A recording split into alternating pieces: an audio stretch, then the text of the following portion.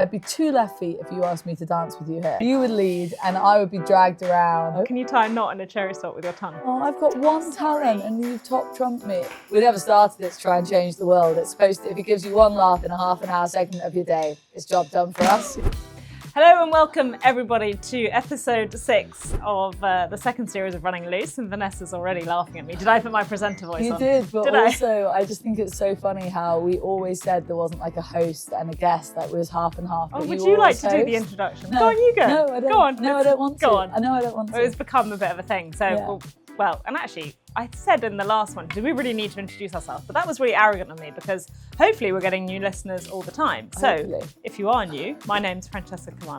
And I'm Vanessa Ryle. And it's another lovely sunny day in Yorkshire where you find us today. And talking of Yorkshire, you were up here yesterday because you did the racing welfare, 22-mile walk on the coast? How are you feeling? Not good. No, you look a little I bit know, like I'm a the little, body language is a bit I feel like, floppy. you know me, my battery is normally pretty Yeah. charged and I'm normally ready for action. And I can drive up and down the country, I can do days on air, do prep, I can have little sleep. And I'm always kind of rocking and rolling.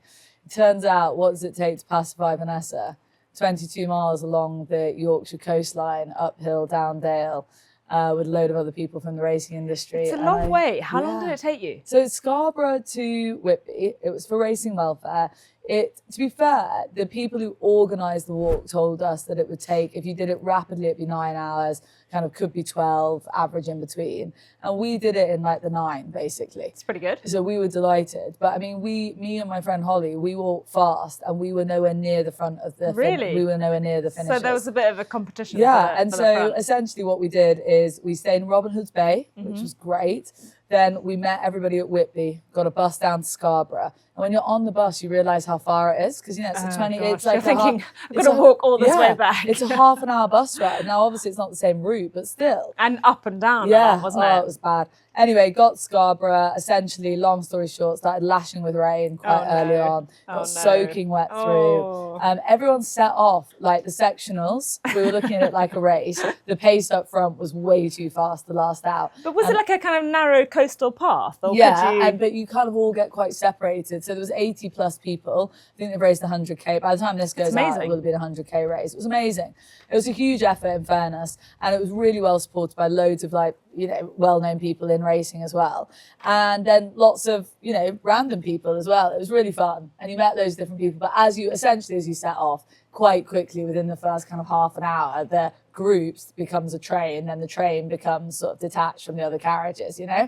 And by the time, like, we were with a friend who needed to stop to do a wild wee quite early, and then we had to stop to do a Sky Sports piece for me to raise funds. That was I good. really did. I enjoyed that. And yeah, you said you were soaking wet, underprepared, and your pants were wet, which I thought was quite and then funny. poor Dave Orton, Dangerous Dave in the studio was literally like, well, too much information on Sunday morning, Vanessa. But anyway, where can we donate?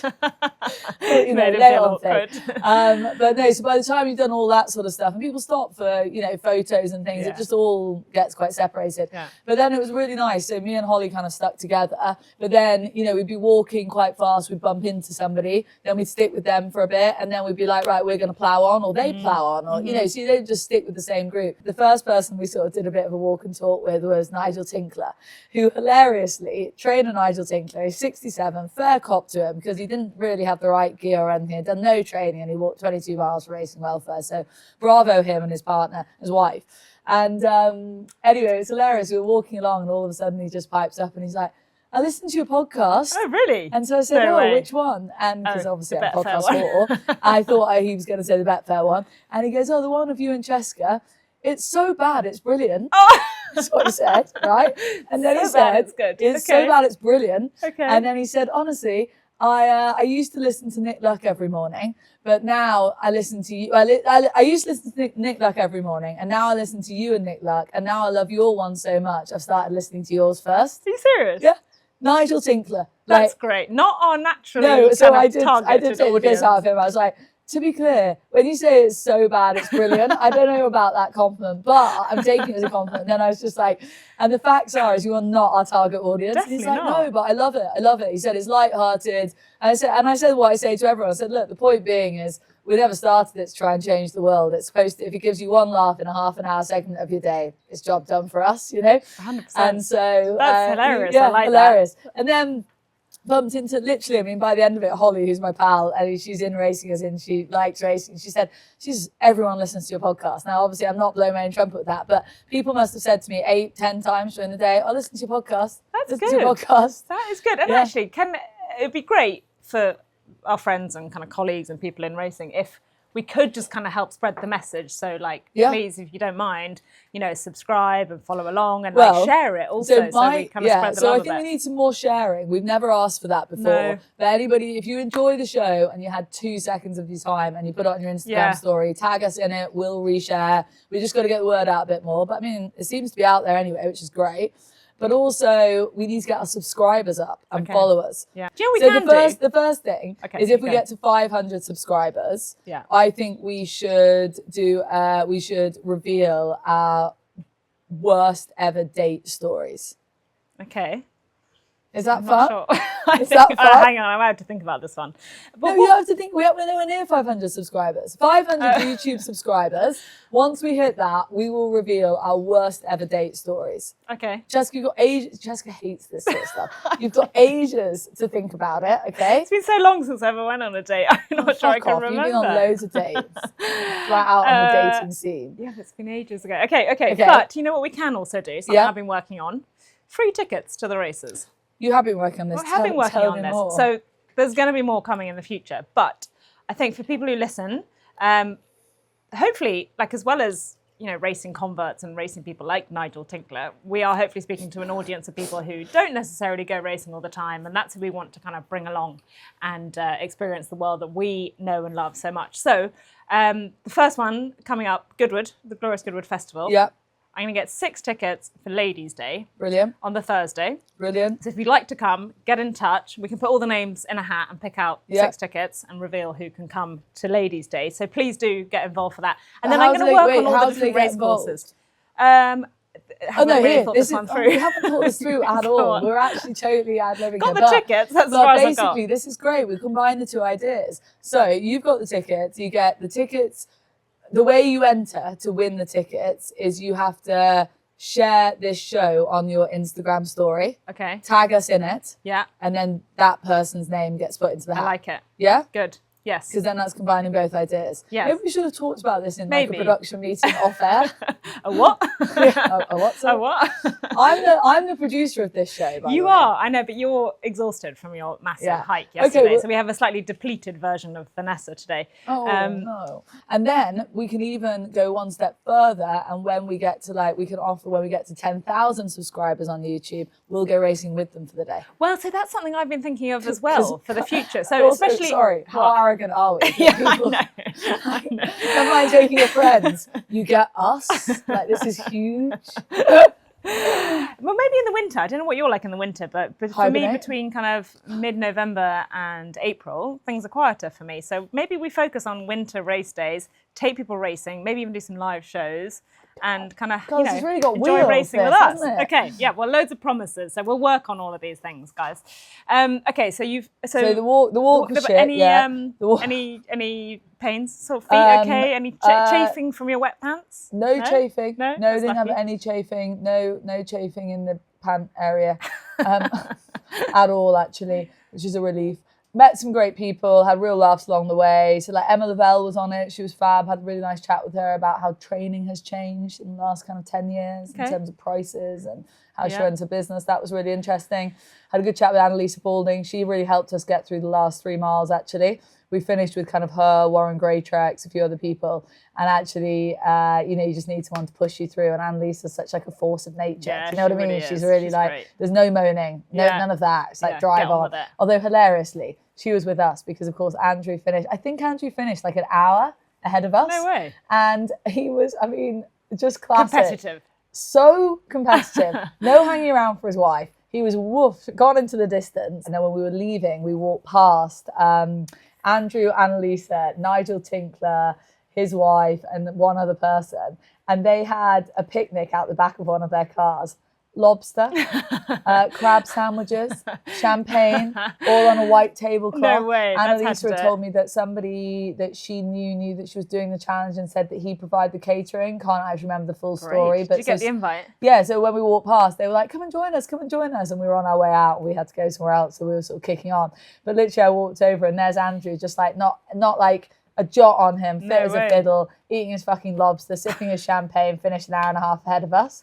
It's like, all right. Well done him. Well done all of you, actually. And he was off the back of a really good day before. Well, the Friday had a treble at Sandown. And then a group winner on, did he not have the Park? Blue Bolt. Oh, that one. Blue Bolt, yeah. No. Well, what they didn't have at their picnic was Edinburgh Gin. Or they we haven't even mentioned Edinburgh Gin yet. Well, today we are drinking the rhubarb and ginger liqueur. So we've just mixed it with some tonic, but you can do all sorts of things. Like on the back it says Ruby Spritz, 1 part ginger ale, 2 parts rhubarb and ginger liqueur, and 3 parts sparkling wine. But it's delicious, very refreshing, and considering it's only like brunch time, it's fine. Just going back to, in all seriousness, the Racing Welfare Walk, for all, I probably wouldn't do it again because, I didn't enjoy it a huge amount. But we did raise plenty of money and they are a great charity. And it's and all their funds come from charity, from people raising money. And it is actually a charity that I have always tried to support in horse racing, kind of like since I sort of started presenting, really, because they need a bit of profile. They need a bit of help with that. But obviously the Injured Jockeys Fund looks after the jockeys and anybody involved with the sort of injury side, which is huge. But obviously Racing Welfare kind of, predominantly look after a lot of the mental side as well. And it's amazing their reach and how many people they help, whether it be, it's not just jockeys or trainers. It's literally stable staff, stud staff, secretaries. If you're in, it could be me or you. Yeah. And what I did hear the other day, someone forwarded a voice note to me that had been sent to them. I think it was a Racing Welfare initiative. They're going to do a Yorkshire Strictly type thing. Have you heard about this? Why do I say Yorkshire? Maybe it's not just Yorkshire. I don't think it's just Yorkshire, but I think it's at York Racecourse, is it? Something like that. But I only know about this because literally as I was driving out from the car park yesterday, the lady who kind of runs it came up to me and was like, I'm so sorry I've asked so much from you already, but can we just have one more question on camera, like literally in the car?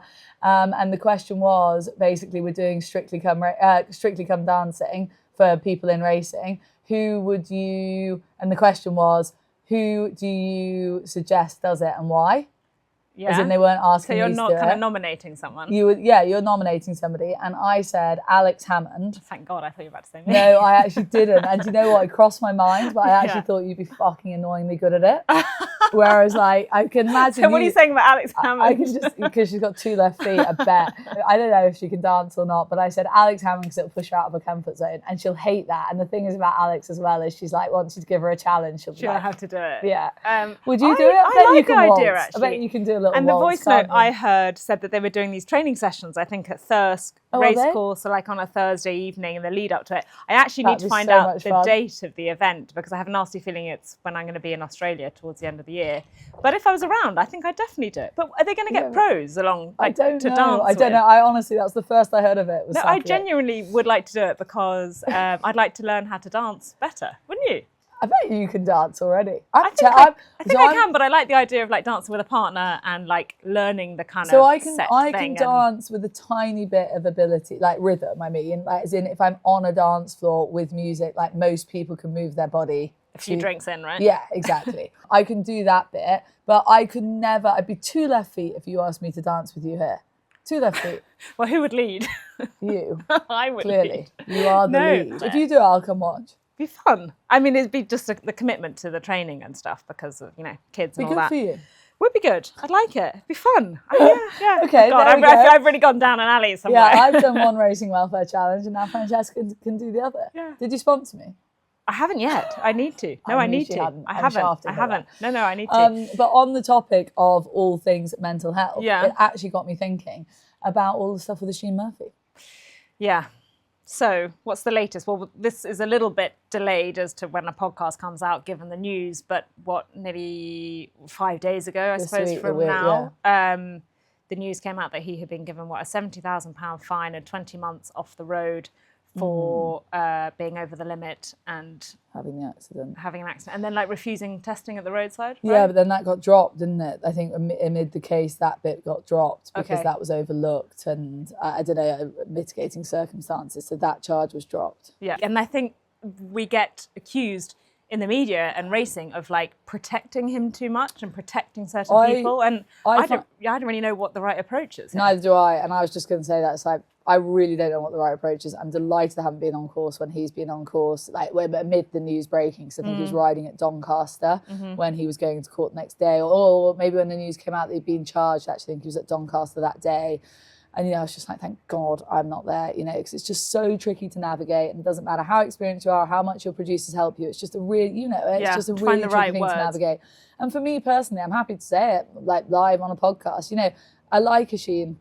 I like him as a person. And he's a very good jockey. And I'm frustrated that he's so troubled, you know, because he's just a troubled guy. And, you know, it's frustrating when somebody that you like has so many demons that keeps letting him down.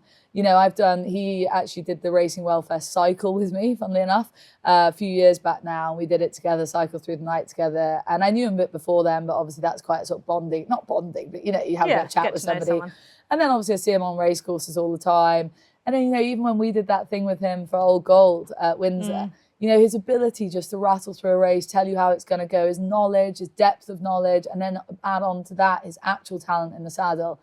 It's just so frustrating that he also has these clearly crippling demons to deal with. And what frustrates me as well is I feel like people around him have facilitated his behaviour for too long. Ultimately, he has to want to help himself, right?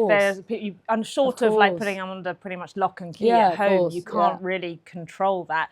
I think there was also an element where, I mean, slightly putting him aside because he obviously has issues that he needs to correct, but the line between people's personal life and professional life, like say he turns up for the races and he gets tested every day and he's clean every day and he rides and that's fine. If he does go out one night, okay, him or anyone we could be talking about, gets shit-faced, has too many drinks, and does that in his own time. Is that okay, business? Or is that none of our business? I feel that a bit in the political sphere as well, isn't it? There's a real muddying of the waters of like, they do this in their own time, but actually, we shouldn't vote for them or they should be struck off because of that. No, but it's a bit of a funny, and they're real like the morality police that come out and be like, you know, these people have to be less holier than thou in like and their own lives. Nobody is, you know, everyone's human and everyone's allowed to have a wheels off and everyone's allowed to have demons. I mean, you and me included, you know, like no one, just because you present ITV racing and you're at the front of a terrestrial TV channel doesn't mean you're not allowed to go out the weekend and have a good time. You know, like no one's allowed to judge you for that. We're all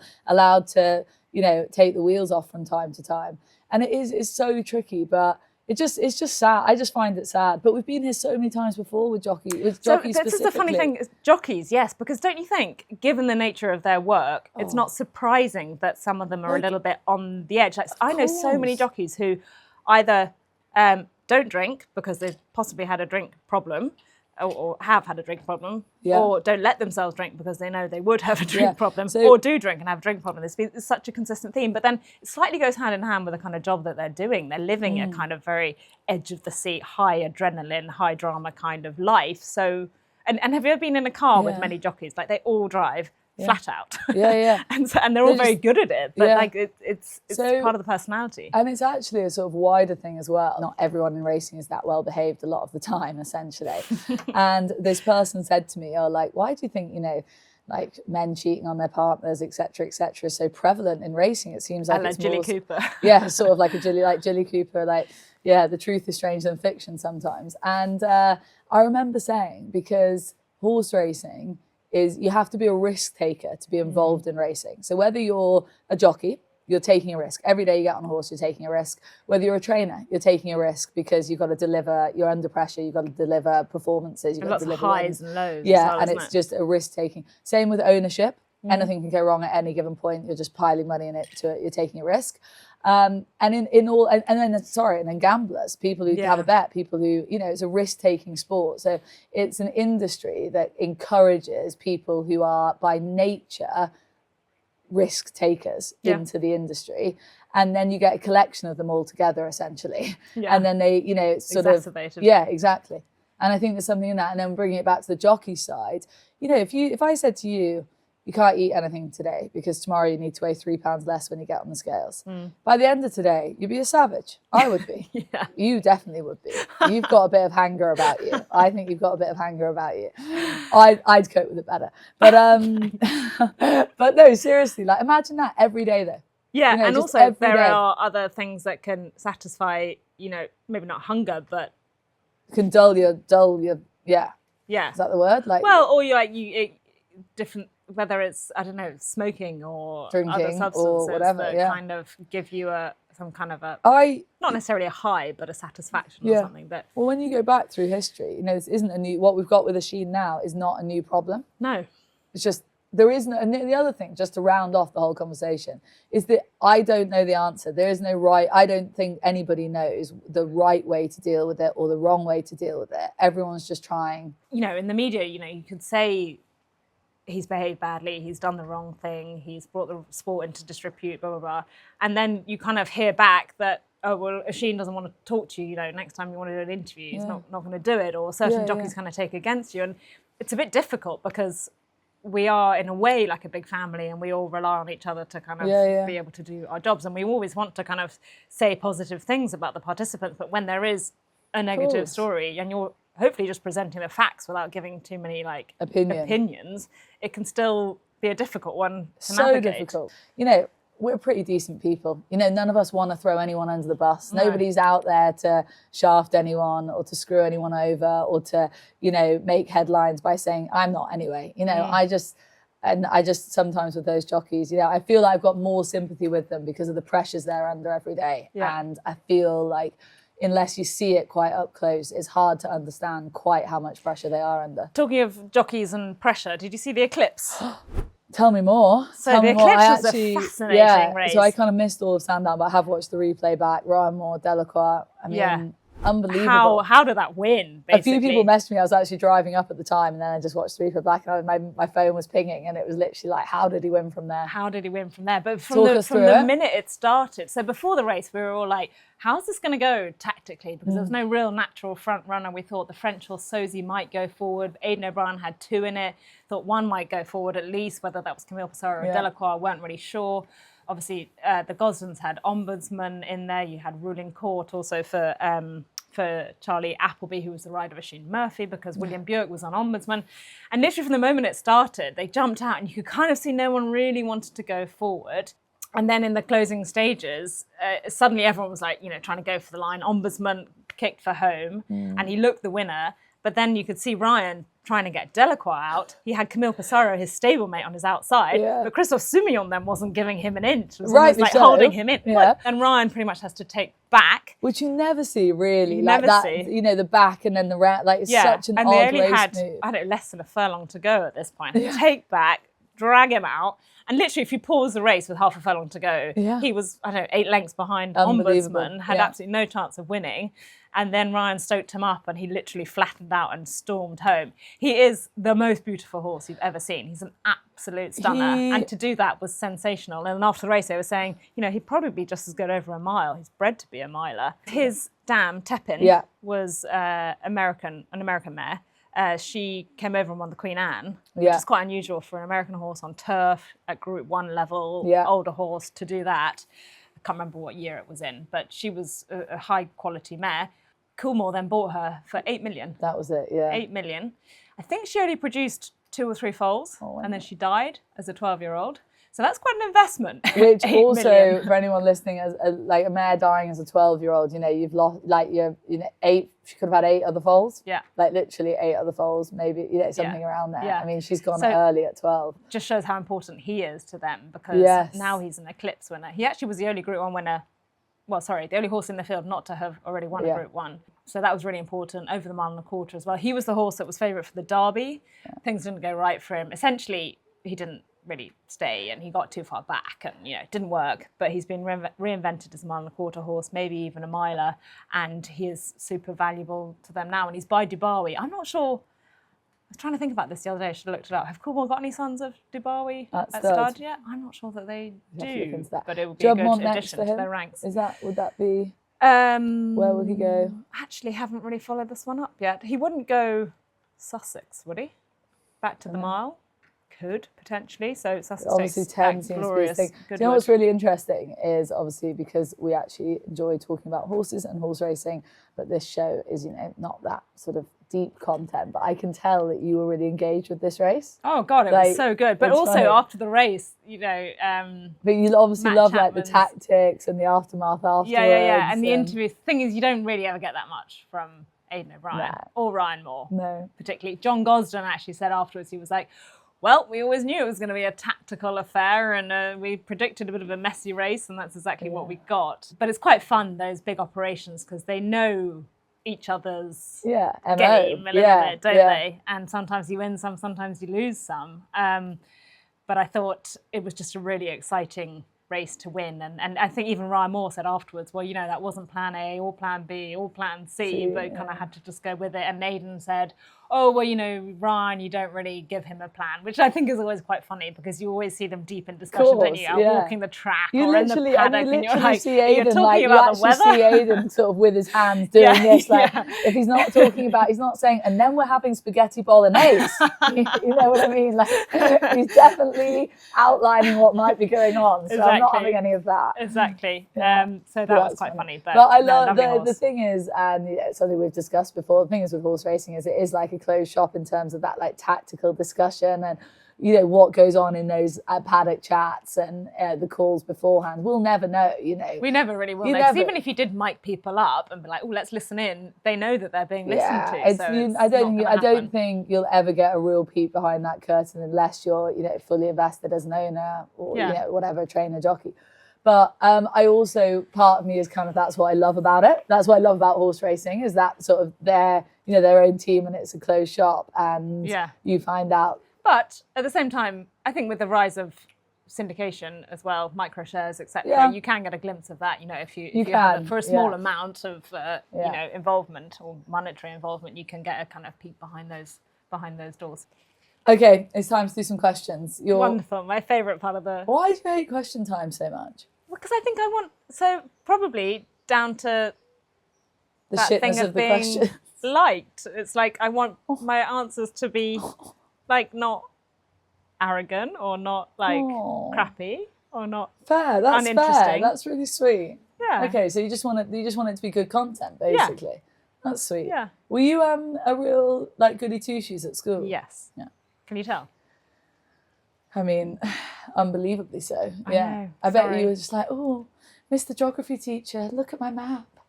Apparently, my friend Lucy said when she first met me, she was like, oh, Francesca. I bet that's a really satisfying name when the teachers tell you off, Francesca. And I was like, I never get told off. Never told off. I bet you're never told off. I bet Harry's never told off either, is he? Oh no, Harry's a right menace. Is he? Oh yeah, all of his reports are like, very capable, very able, doesn't concentrate, doesn't listen, disruptive in class.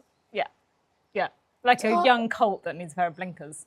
Darling Harry. Oh no, he's a right menace. Oh, right. No, Teddy will be the little goody two-shoes. The next one. Oh, really? Yeah. God. Yeah. Right, so what do we got? Okay, sorry. We've got quite a few questions, but let's start with, what can us humans learn from horses? Lots of things. I think lots of things. Don't you just love the way horses are so, like, innocently lovely the whole time? I mean, people kind of say to me, oh, we've got the horse in the field, will it bite? I'm like, no, it won't bite. Like, horses don't do anything bad unless you do something bad to them. So they're just lovely and so kind of willing and giving. And we ask them to do so many different things. And they just do it most of the time. So my whole thing is they're just so trusting. So I've obviously got this new horse, Captain Matan. Yeah. And I've started riding him. So we had a holiday and I brought him back in. And you know, a few people were like, oh, you better start lunging him first, or you better put him on the walker, you better do this. And then I just got a nice day one day and I was like, fuck it, I want to ride my new horse. So I just threw my saddle on him. Me on my new horse. Yeah, he's like a month out of holiday, ex-race horse, won a race when we last started just racing literally 5 weeks ago. So it was just like bollocks to just put a saddle on and rode him. I just got on him on my own. Took him out on his own? Yeah, literally off a mounting block. Like we wouldn't be used to that. Paul Nicholas, they leg everyone up. Yeah. So, you know, he will have been like obviously, but, you know, more recently, that would have been a way to get on him. And I just led him up to the mounting block, stood him there, gave him a pat, got on him, walked him down to the school. He like took a bit of a breath. He sort of had a little look at a few things, gave him a pat, he just walked on. And then, anyway, basically the next day I sort of rode him and sort of tried to like encourage him into a bit of a contact because obviously it's a slightly different way of riding now. And, you know, they're just so trusting and they're such quick learners. But, you know, he doesn't know me from Adam, and I'm asking him to do these things. And he's like, all right then, if you ask me, I'll do it. Yeah. And it's just, I actually got off him the other day and I was like, I actually thought about that. It's weird that we've been sent in that question. Because I just thought, God, like, horses, they're just so trusting. Wait, what's the message? We need to be more trusting. Less trusting. The world is terrible. But I mean, it's really nice that horses are.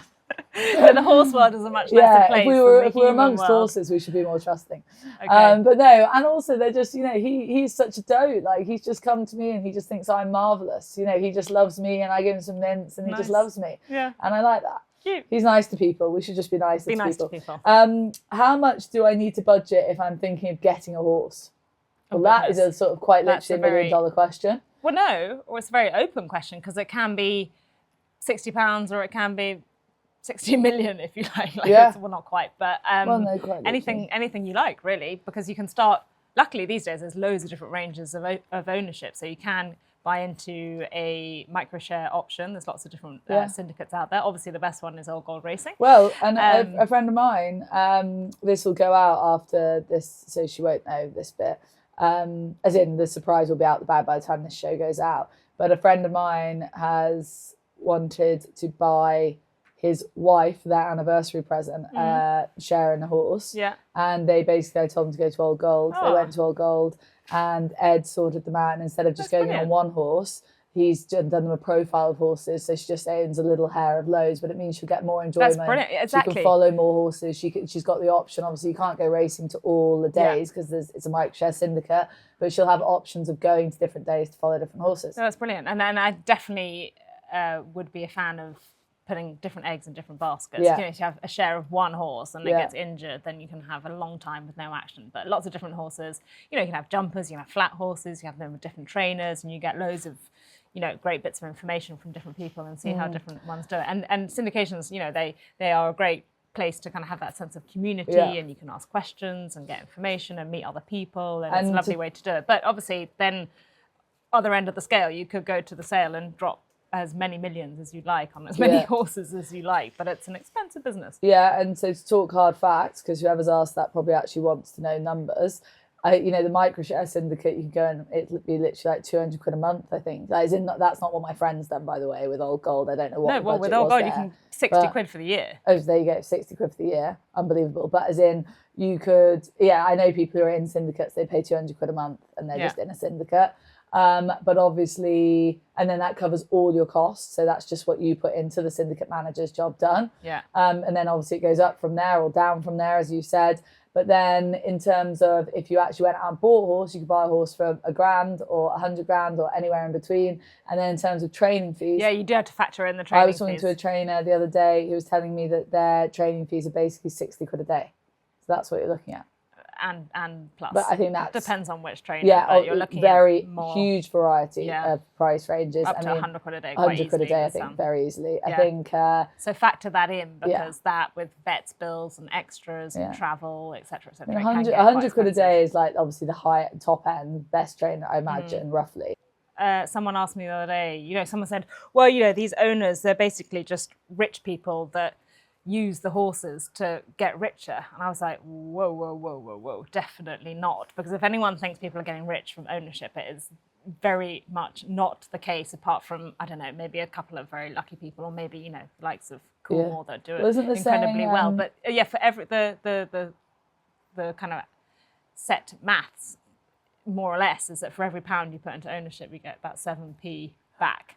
So it's a very good way not to make money. So it's a passion thing. It's a hobby, and it's, you know, that also speaks to the wider issues in racing about prize money and the costs, etc., which is an ongoing thing that. Well, actually, that's what I was talking on the walk to a couple of the trainers about. They were talking about how costs of training racehorses have risen over the last 10 years. Versus how it was when they started, but the prize money, so the costs have essentially gone like that, very steep upward trajectory, and the prize money has barely had any upward trajectory at all. And so the way they run their businesses now is very different. And it was an interesting. Well, a friend of mine asked, like, why she was watching Ask, she said, why are so many of the owners basically rich Arabs. And I'm like, well, probably because they're the only people that can afford to do it. Well, and the saying is, it's not the saying at all, but I see it on Instagram a lot. But it's like, how do you become a million? If you're in horse racing, how do you become a millionaire? And the answer is be a billionaire first. Yeah, well, how do you make a small fortune in racing? Start with a large one. There you go. Yeah. Right. Last question, because we're running out of time. We're putting people off there, aren't we? It's a great sport. We're not putting people off. Microshares, get involved. Old Gold Racing. Do you have unusual talents we don't know about? Quite a lot. I think quite a lot. So anything you can tell me on the pot? Yeah. So have you ever done that trick with a cherry stalk? No. Can you tie a knot in a cherry stalk with your tongue? You are joking me. I can do that. And actually another one. Stop. Have you played the After 8 game? You start them on your forehead and you have to like get it in your mouth by just wiggling your face. I'd be crap at that. And it's a race. I'm really good at it. Yeah, but I'd be crap at that because of all the Botox. Going back to the cherries. Yeah, have you not done that? I've never even tried, but I think that's myth territory. I've actually got an amazing cherry tree near us, and we put the builders that are working on our house, we put one of them up in the basket of the digger, shoved him up into the tree, and he was throwing cherries down for us. They're delicious. And you're just practicing a trick. Francesca Kamani, good with her tongue. This is How about great you? content. Any unusual talents? Close your eyes and give me a finger. Which one? Any finger. I'm nervous now. This is my unusual talent. What are you going to do? Doing something weird with your nails. What is that? So anybody, keep your eyes shut. Or is so it your anybody, knuckle? don't open your eyes. Don't open your eyes. I haven't. Keep them clicking shut. Your knuckle. So for anybody not watching, you should be watching on YouTube, but I'm doing a little trick with my finger. Well, my knuckle actually. Well, you've got like a disjointed knuckle or something. Basically, yeah. I mean, is this a talent? I'm not sure it is. Oh, I can do that. Fuck I off. can do that. No, I've got one up on you and you can do it. Do you know what? Can you do the eyebrow? Can you raise one eyebrow? Again, the Botox is strange. That's why I can never have Botox, because people will be like, why are your eyebrows You do raise, but you raise an eyebrow quite a lot on air. I do. Yeah. I know, I can't help it. It's a life of its own. Oh, I've got one talent and you've top trumped me. Sorry. And you can tie a knot in a cherry stalk. I'll teach you that one. Oh, it's a good party trick. But keep them coming. We do love the questions. We actually had loads of questions, but we just got to wrap up the show. Got to wrap up the show. And we'll save some of them for next week. And we keep sending them in. And if we haven't read out your question, we will in time. It's just we just have to pick 3. Yeah, we will. And we'll get those details of the competition. The Goodwood tickets. Oh, yeah. So don't forget, 6 tickets for Ladies' Day. And we'll work out how we do that in terms of follows and subscribes. And yeah, so add us to your Instagram story. Tag us in it. Okay. And those people who do that will go into the ballot. Thank you, everyone, for listening, for being with us. And Vanessa is going to go and have a little rest now, post your walking marathon. And we will see you next time. Goodbye.